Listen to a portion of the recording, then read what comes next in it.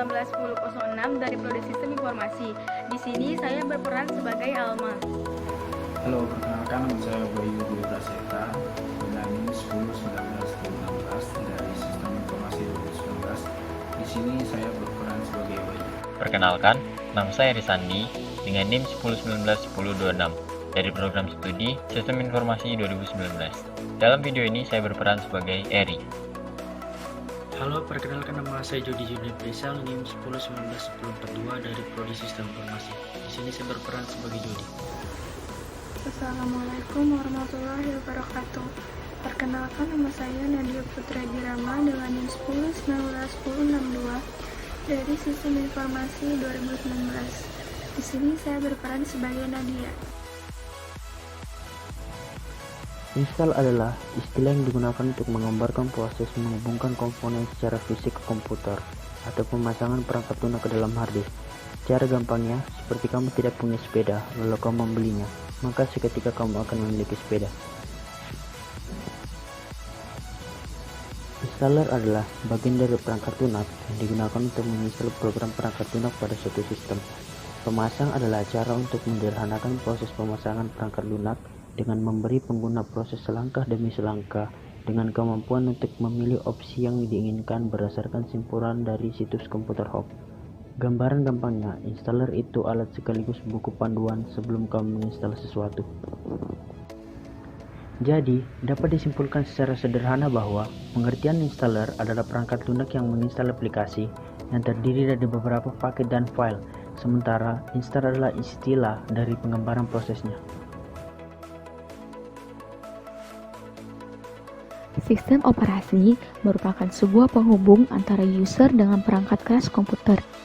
Sistem operasi mengatur dan mengkoordinasikan penggunaan perangkat keras di antara berbagai aplikasi dan user. Sistem operasi mempunyai penjadwalan yang sistematis, mencakup perhitungan penggunaan memori, pemrosesan data, penyimpanan data, dan sumber daya lainnya. Sistem operasi ini bertujuan untuk menjalankan program yang diberikan oleh user dan membuat proses pengeksekusiannya menjadi lebih mudah, membuat sistem komputer lebih nyaman saat digunakan, dan membantu untuk menggunakan sistem komputer secara efisien. Selanjutnya ada macam-macam sistem operasi dan perbedaannya. Yang pertama ada DOS. DOS merupakan singkatan dari Disk Operating System, yang merupakan nenek moyang dari sistem operasi yang dimiliki oleh Microsoft saat ini.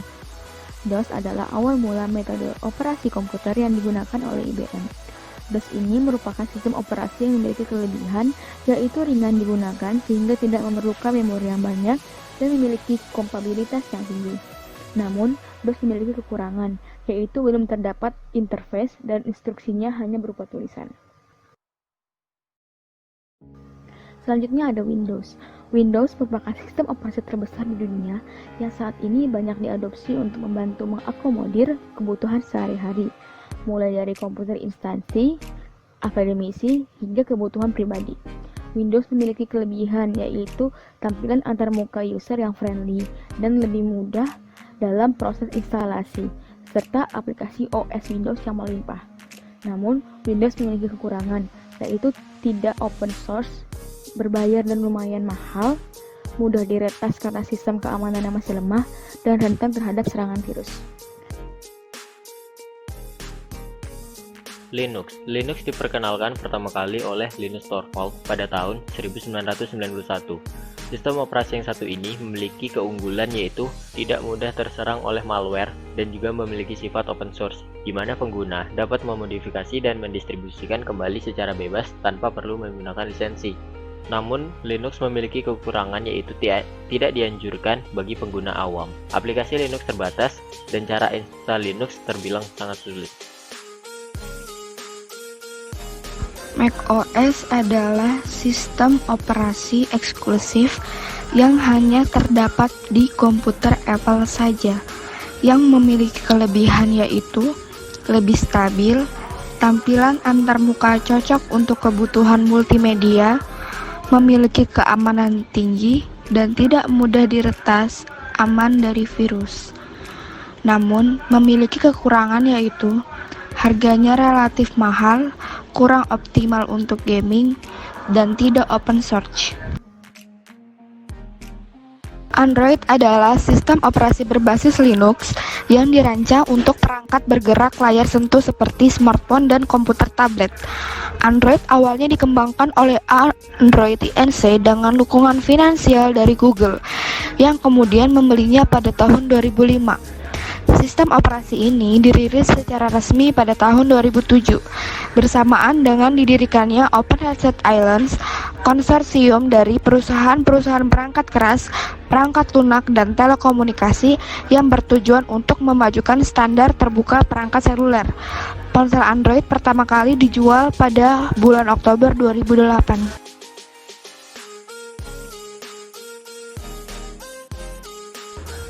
Sistem operasi harus ada pada komputer karena memiliki beberapa peran, yaitu yang pertama, untuk mengelola komputer dan proses-proses yang berjalan di komputer, serta semua perangkat keras dan perangkat lunak. Yang kedua, untuk menjalankan operasi dasar pada komputer. Sistem inilah yang mendasari kerja dari perangkat lunak maupun software lainnya. Yang ketiga, untuk mengatur kerja hardware dan software. Sistem operasi berfungsi untuk mengontrol fungsi perangkat keras seperti CPU, memori, hard disk, maupun perangkat keras lainnya, dan juga mengatur fungsi program software supaya dapat terhubung dengan perangkat keras tersebut. Keempat, tempat untuk program dan aplikasi pada dasarnya. Aplikasi-aplikasi yang terdapat di dalam komputer kita sebenarnya berada di dalam sistem operasi itu sendiri, meski aplikasi-aplikasi tersebut tersimpan dalam perangkat penyimpanan. Apabila suatu komputer tidak memiliki sistem operasi, maka komponen-komponen yang ada di dalam komputer tidak dapat bekerja sama, sehingga tidak dapat digunakan oleh user. Adapun hal yang perlu disiapkan untuk menginstal sistem operasi. Pertama, backup seluruh data apabila terdapat data yang menurut Anda penting. Kedua, menyiapkan software atau installer sistem operasi yang akan dipakai. Ketiga, siapkan alat untuk menginstal seperti flash disk, hard disk, atau DVD OS. Keempat, pastikan memiliki installer dari driver sistem operasi yang akan diinstal. Driver harus sesuai dengan tipe PC atau laptop Anda. Kelima, pastikan kondisi listrik stabil untuk PC dan siapkan charger untuk laptop. Opsi ini digunakan untuk menanggulangi resiko kehabisan daya.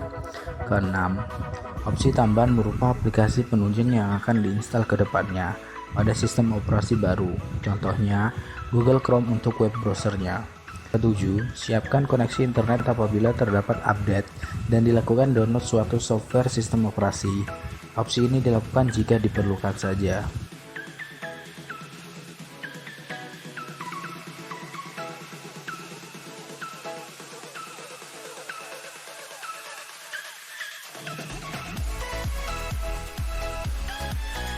Di sini ada pilihan ke boot from HDD dan kita akan pilih ke Windows 10 setup yang 32 dan 64 bit.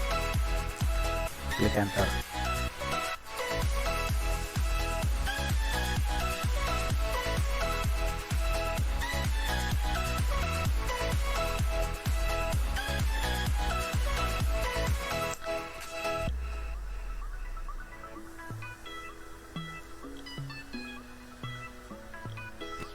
Karena saya mendownload Windows 10 yang versi dari Rusia, maka pencet klik yang bagian paling atas. Di sini saya akan menggunakan setup language-nya bahasa Inggris, jadi pilih yang atas lalu klik next. Di sini saya akan menginstal Windows 10 profesional yang 64 bit. Centang di installation untuk menginstal Microsoft Office-nya juga. Lalu klik next.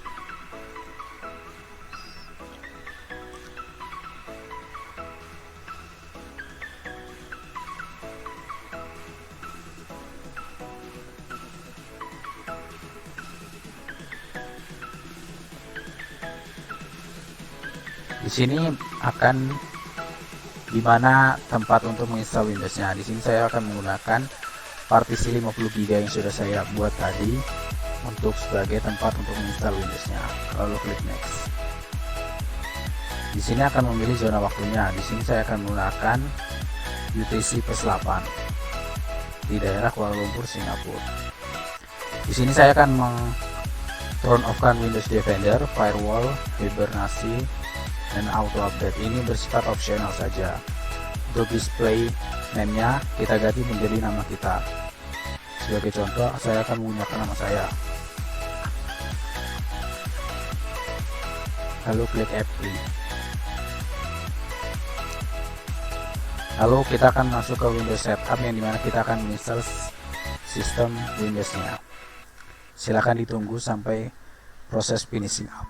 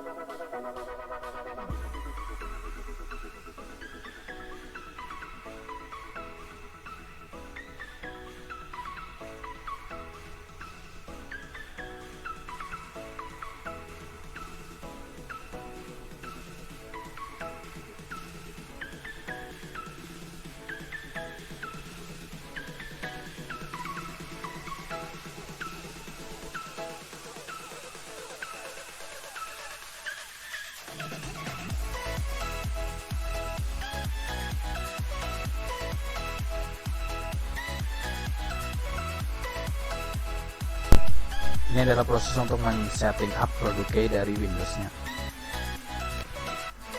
Dan akan dilakukan. Jika sudah menginstal, maka kita harus boot from HDD-nya. Pilih, klik enter. Maka kita akan memasuki jendela Windows. Karena masih dalam tahap penginstalan, maka akan muncul beberapa jendela yang akan menjelaskan proses tahap terakhir penginstalan.